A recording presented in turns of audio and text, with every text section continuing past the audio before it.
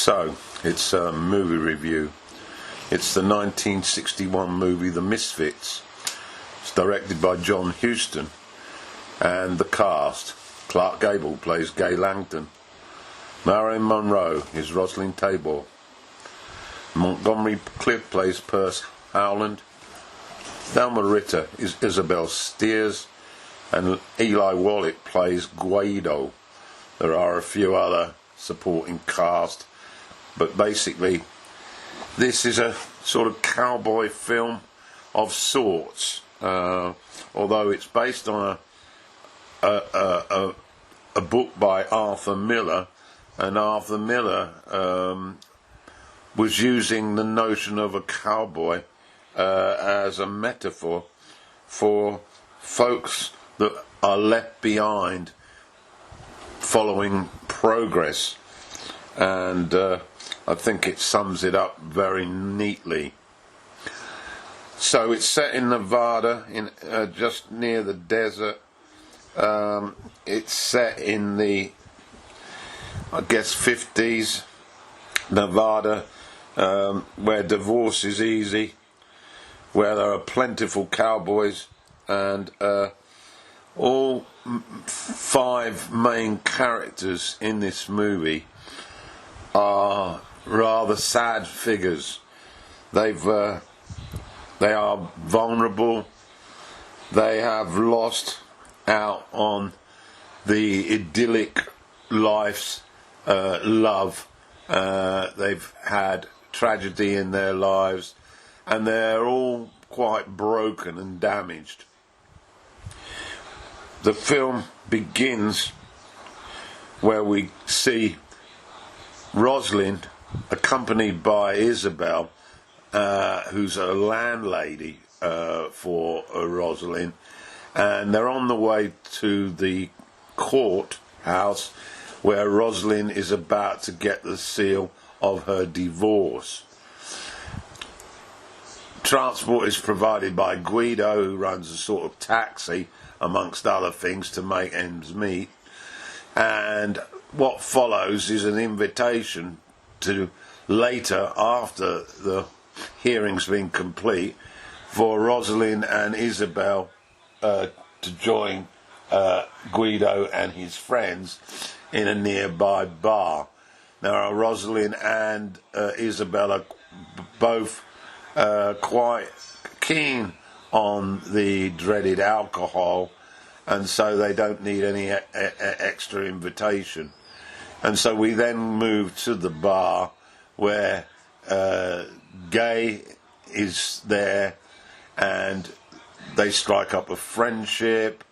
Gay is clearly attracted to Rosalind, who wouldn't be, and Guido is also very fascinated by the young woman, and a discussion takes place which then leads to Gay inviting them to a retreat that he has out of town, where they can capture life in a quiet, serene place and evaluate all that's important in life, and generally chill out and have a good time and get drunk.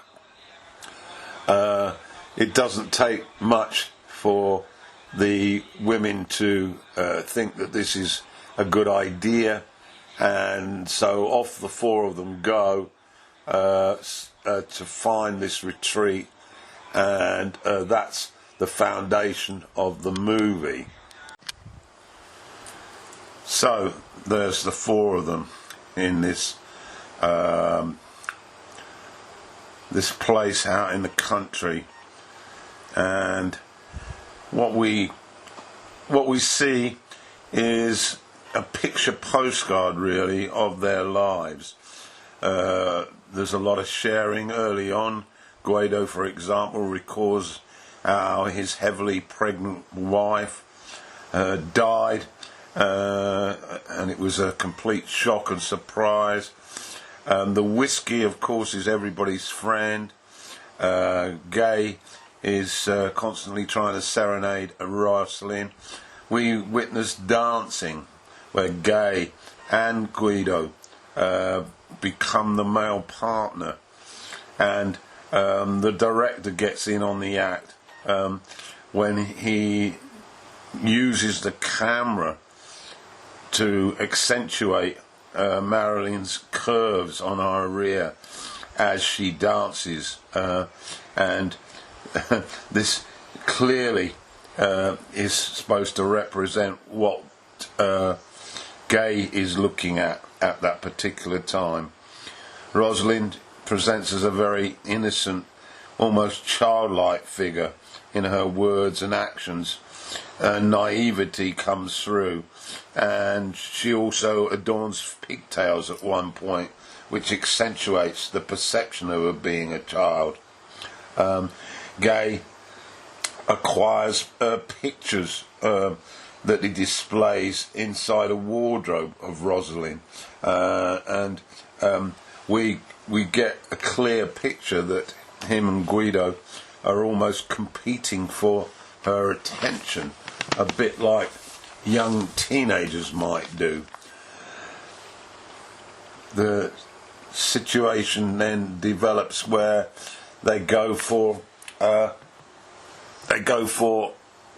ride on horseback. This is all wrapped up in the fact that Gay has suggested that as a source of money they should go to the mountains and capture some Mustang horses that Guido has told them he spotted when he went out in his plane. Yes, he has an aeroplane or two-seater, and more of that later. They all get absolutely loaded, and then it becomes evident that the idea of going to do this Mustang hunt, they require at least one more person to help them, and there's a Dayton rodeo happening down the road, and so they move off down to the rodeo, and en route they come across Piers Harland, played by Montgomery Clift, and he jumps in and he becomes that extra member who's linked into the Mustang hunt, and it's all quite easy.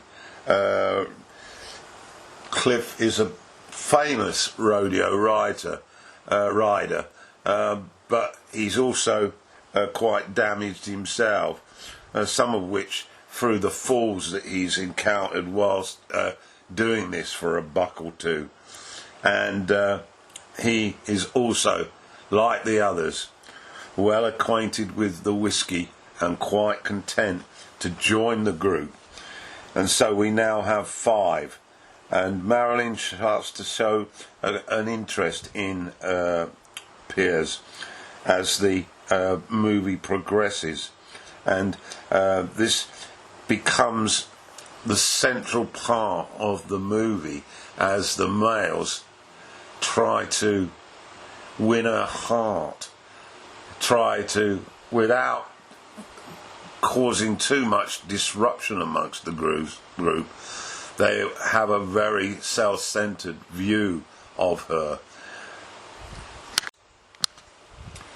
So after picking up Piers, they then return absolutely smashed with Guido, aware that Gay is slumped over asleep in the back, as is Piers, but Rosalind is wide awake because she's terrified at the speed that the vehicle is going at, and she shows her concern at the speed, and Guido takes his foot off the throttle as an acknowledgement to her that he doesn't want her any harm, and it all sort of is wrapped up in the notion that Guido feels he's got a chance with Marilyn.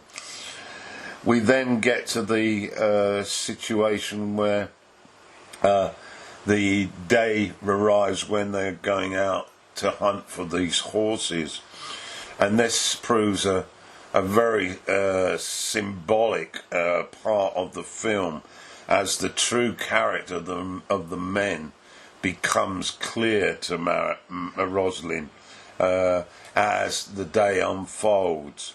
The ruthlessness that she now witnesses of Gay and Guido in turning these frightened animals into cash is something that she appalls, and this creates the first major conflict between her and the two men. However, Pierce takes a different tack, and he shies away from the ruthless streak once the horses have been caught, and in an effort to pacify Rosalind's deep-centred despair and unhappiness at the sight of these animals being tied up and being prepared to be taken to be auctioned for horse meat, Piers lets the horses loose.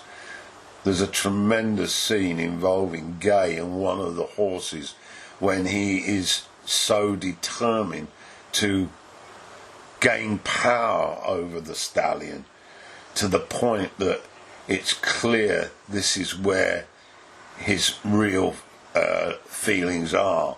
He is a control freak. He is also a pretty nasty piece of work. But eventually he overcomes the stallion, but then subsequently lets it go. And this act affects Rosalind tremendously, and she becomes warm again to Gay as we approach the final scenes.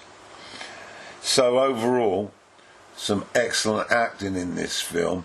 It's one of the best films I've seen with Marilyn Monroe, because she has more depth to her character, more sensitivity. She isn't just a giggling, sexy blonde.